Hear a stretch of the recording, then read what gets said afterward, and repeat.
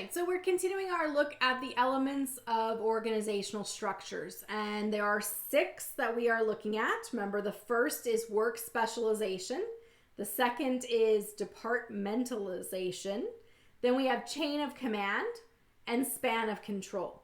So ultimately, we're looking at how specific are the tasks that you do? How do we group people together? Is everyone reporting to someone?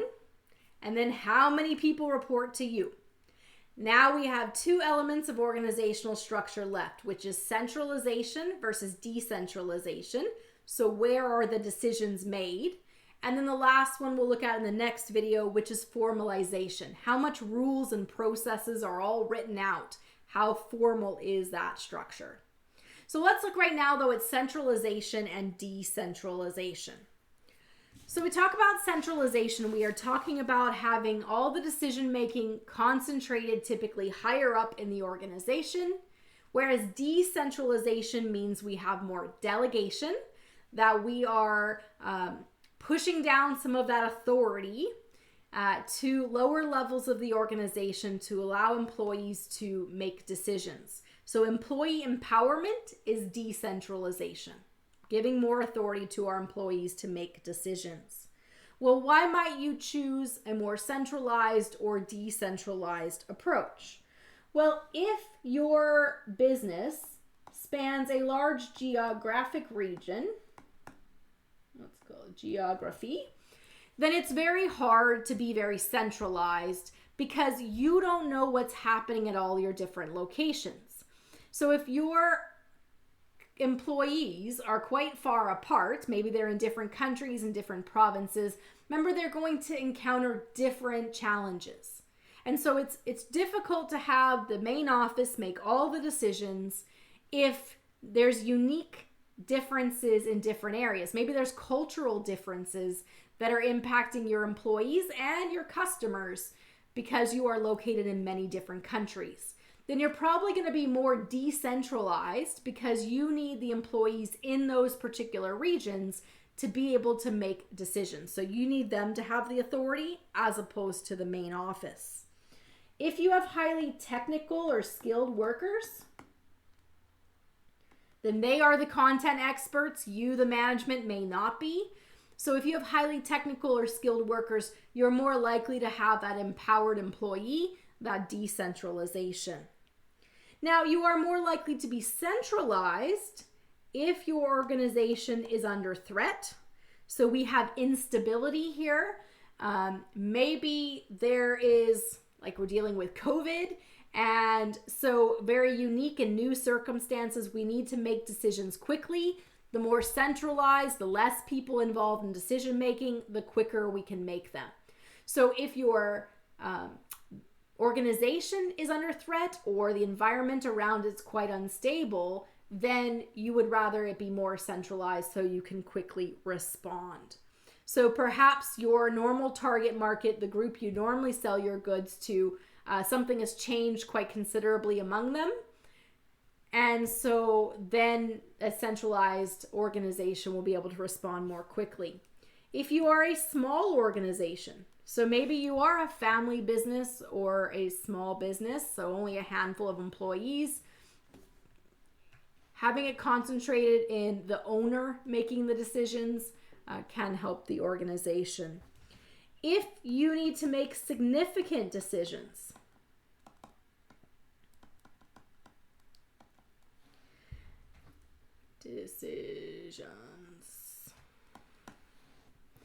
then you would want to be more centralized in terms of the decision making. So think back to our discussion about groups versus individuals making decisions. Of course, the challenge with groups making decisions is what if it's an issue that causes conflict among people? So if it's an issue that might create conflict, we need someone who can make the final decision and just say, this is how we're going to do it, everyone accept it. So when there's significant decisions, big changes, you might want to have a more centralized organizational structure to make those changes. So your business is under threat, it's small or significant decisions are being made, you would want to have more centralized. If you are more spread geographically, if your workforce is highly trained or skilled, more decentralized. Okay. Now, perhaps you think your organization is more decentralized. The question is it really? And so we can actually look at the level of centralization by the behavior of people.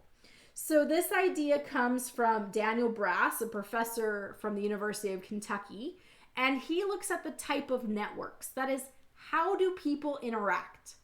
And they interact in 3 ways. Maybe you have friends at work. That's one way you interact. You eat lunch together. You have people that you communicate with. You provide information to them. They provide information to you. And then you have people at work that you exchange inputs and outputs with. So you fill out paperwork. Who does the paperwork go to? If you're making a product and you build half of it, who builds the other half? So we have that workflow is also a network. So when we look at those 3, who do you interact with at a daily basis at work? Well, this is actually going to define your level of centralization. So you are more centralized if there are less people you interact with at work. So the number of contacts you have determines the level of centralization. The higher you are in the organization, the more authority you have, the less contacts you're going to have. So if you're the president, there's probably a small circle of people that you interact with on a daily basis. So people with more authority will have less contacts. If within your organization, most people have few contacts, then you're a highly centralized organization. For example, what if we had basically an org chart that looked like this? That is, we have the boss, and we have one person that works for them, and there's one person that works for them, and one person that works for them. So highly centralized. Then notice the number of contacts that each person has is their boss and their subordinate. So very few. We can also look at the level of centralization by betweenness. That is, how are people connected? And are they connected through multiple people and multiple routes?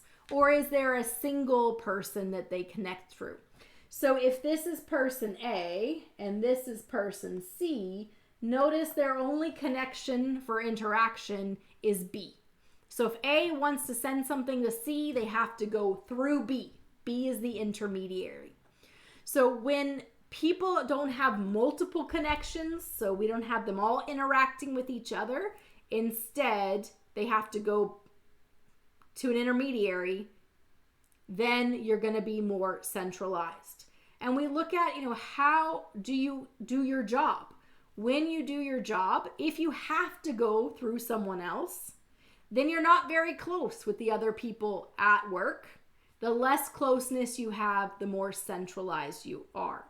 So if there is intermediaries that people have to go through in order to contact each other, and if you have to go through intermediaries to do your job because you don't have access to everyone else, then you're highly centralized. If you think about an organization where everyone interacts with everyone, then everyone has lots of contacts. You can get to people without having to go through an intermediary, and you have lots of routes to access someone. Okay, that's going to be a highly decentralized organization. So you can actually determine how centralized your organization based on the current behaviors of your people.